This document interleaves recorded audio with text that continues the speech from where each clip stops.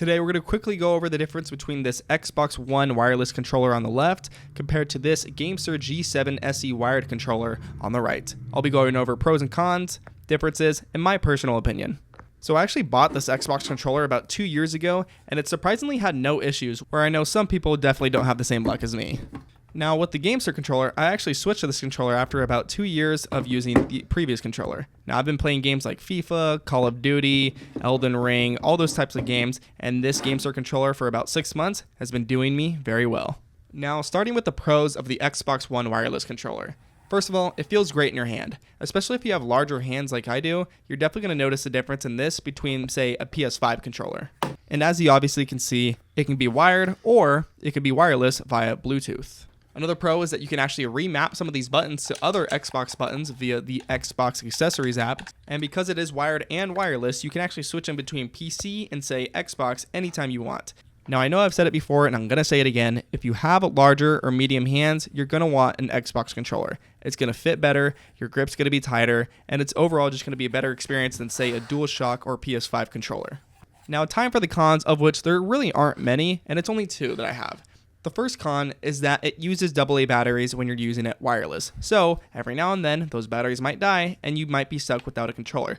Honestly, you can really mitigate this just by getting rechargeable AA batteries, and that'll be the end of that issue. Second and probably biggest con, however, is that Xbox One wireless controllers, they do tend to get stick drift after long-term and intense use. Now, I'm not going to say this for everyone because, like I said, some people have better luck. Like me, I've been using it for 2 years pretty aggressively. And then there's other people who might get the controller and after 6 months, they already need replacement joysticks. But you also have to keep in mind one thing. When people have good experiences, they're less likely to talk about it rather than when they have bad experiences.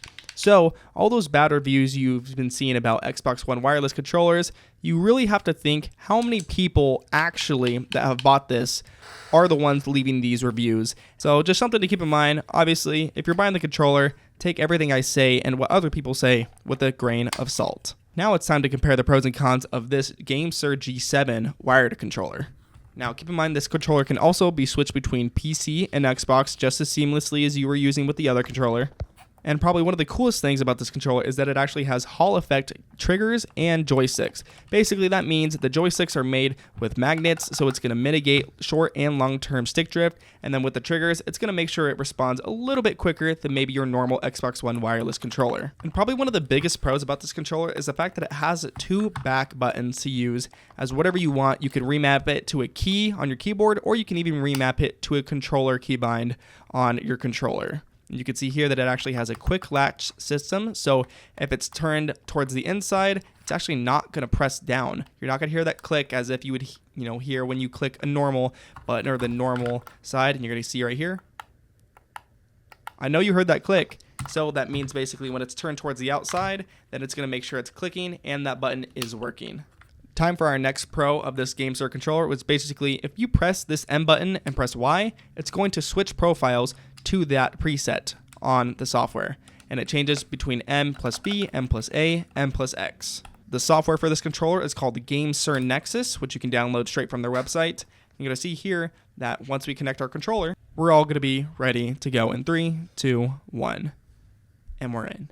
Now, the software for this controller is much more customizable than your normal Xbox Accessories app with the previous Xbox One wireless controller. And you know how I was talking about that M button plus Y? You're actually going to see here that we can change in between our profiles. I'm just kind of showing you it now when it's in the software. So we can make 4 different presets for our controller depending on the game, and we can easily switch in between directly through our controller. You don't even have to have the software open.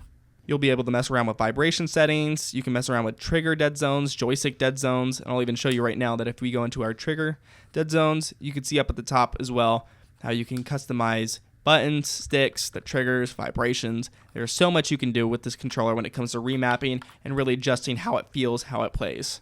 And you can even see here that I have those back buttons actually keybinded towards my X and B buttons on the front of my controller. So I'm going to show you in a second. So whenever I press this back right button, you'll see B also activates at the same time I press it on this tester. Now if I wanted to do the left side, I don't know why it just backed me out like that, but let's go back in real quick into testing. You'll see here that when I press the left one, X also gets activated. Now you can really get specific with the vibration settings too, which is actually kind of cool to mess around with. Another thing to note is that this controller can be used on Xbox Series X, S, the original Xbox One, as well as Windows 10 and 11 on PC. Now, one thing I did totally forget to actually show you is that this faceplate is actually magnetic. So that whole front part of the controller that you can see that's mostly white, you can actually take that off without any prying, any tools. You can just peel it off from the top, and you can actually, say if you wanted to spray paint your controller, put some designs on it, or completely swap it out, you can do that as well. But now time for the moment you've been waiting for. The cons for this GameSir controller in white. Honestly, it's just that it's wired, because I like wireless controllers. That is the only con I have found to this date 6 months later.